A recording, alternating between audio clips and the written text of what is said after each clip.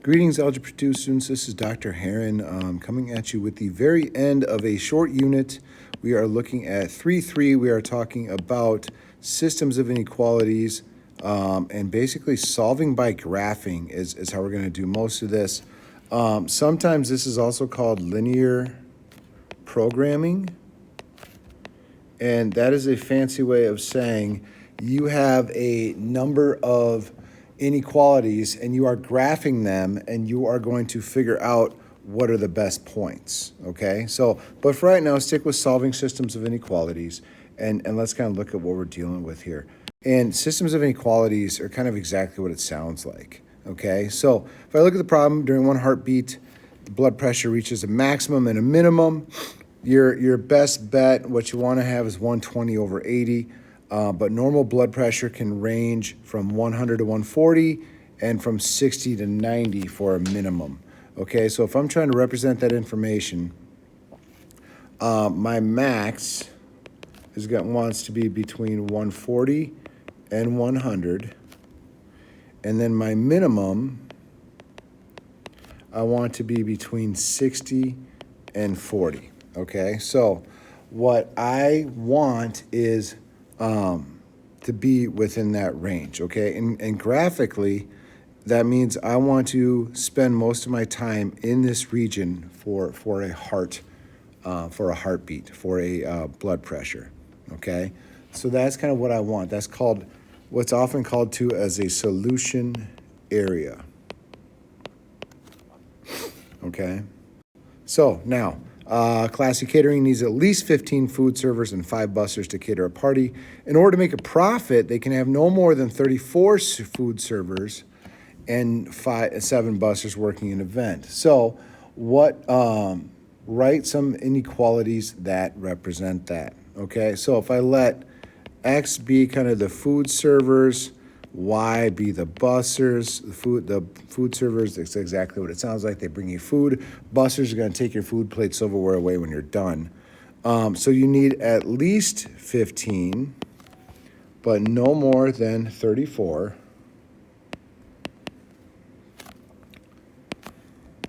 And for bussers, you need at least 5, but no more than 7. Okay, so that's going to be kind of your order, your system of inequalities that's going to represent this. Okay, so that is a representation of the problem. So now when we start looking at solving of inequalities by graphing, basically what we're doing is we're looking for the common shaded region. Okay, so we're looking for what area is shaded by both of these. Okay, so I'm going to graph both of them. So I'm going to graph the first one. That's going to be A. So I'm going to start off at 4, down 1, down 2, down 3, down 4 lines. So that's going to be a solid line. Then if I test it, test 0, 0, 0 greater than 0 plus 4. Is 0 greater than 4? No. So that's going to shade this way. Then the other one, B, I'm going to start at -2, and I'm going to shade up 1. This is, again, going to be a solid line. And then is 0 less than or equal to 0 minus 2, 0 less than or equal to -2. That is also false. So I shade away. So my common area ends up being this region right here. Okay, so that ends up being my solution area. So any point, in this case, any point on the line or any point in that region is going to be a solution. Okay, so any point on the line or in the region would be considered a solution. Okay? So now, taking a look here. Absolute value of y less than 3. And then y greater than or equal to x minus 1. So absolute value, oops, wrong button, Absolute value of y less than 3 means y is less than 3, y is greater than negative 3. Okay? So y less than 3 is going to be up here, because this is where y equals 3. And if y is less than 3, I'm going to shade down. Y is greater than negative 3.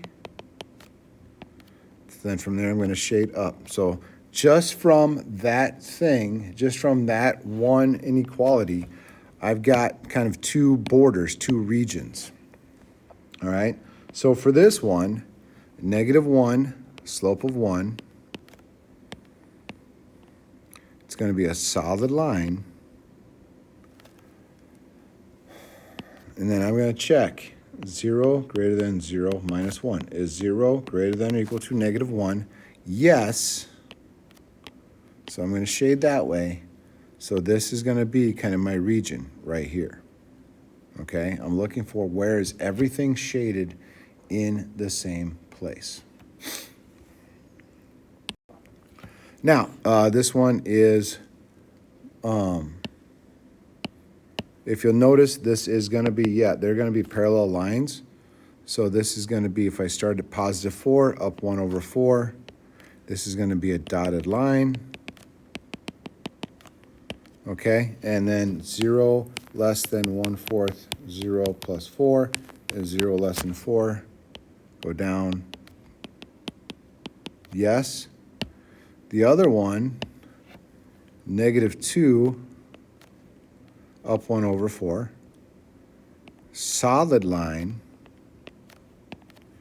And is 0 greater than 0 minus 2? Is 0 greater than or equal to negative 2? Yes.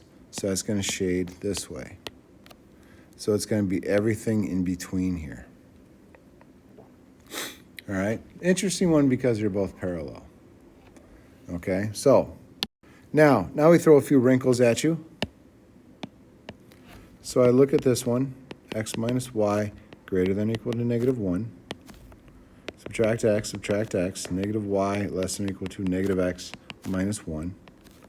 Then if I switch all the signs, it becomes that. Okay, please note how I switch the direction of the sign as well.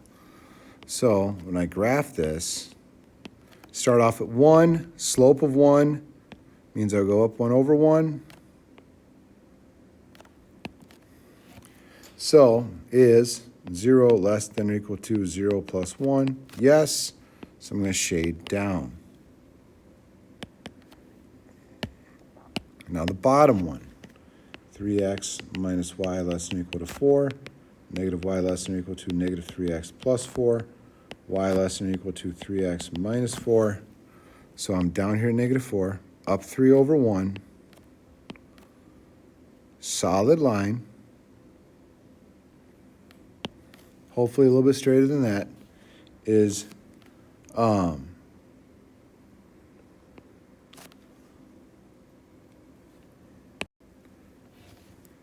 that's got to switch. Sorry about that.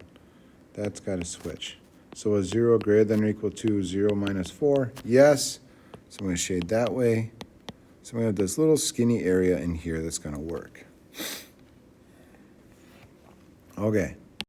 So now this one, last one. We got a couple different wrinkles here. All right. So y equals 3 minus x. So written in maybe an easier way to see would be y less than negative x plus 3. So that's going to be a dotted line down here. Okay, and 0 less than 0 plus 3. That's false, so I'm going to shade up. No, wait, is 0 less than 3? That's true. Apologies. Sorry, caught myself. So then, okay, so then y greater than or equal to negative 1. That's going to be down here, solid line. Y greater than or equal to negative 1 means I'm shading up. And the last part, x greater than negative 1, so that's going to be a dotted line here. And that's going to be all shaded right. All right, so what I end up getting is this triangle right here. Okay, so find your little points. Okay, so find the coordinates of this. So I've got one right here, I've got one up here, and I've got one right here. So my coordinates are going to be 4, -1, -1, -1, -1, up 4. Okay, come talk to me with questions, and be prepared for your quiz and your DOK.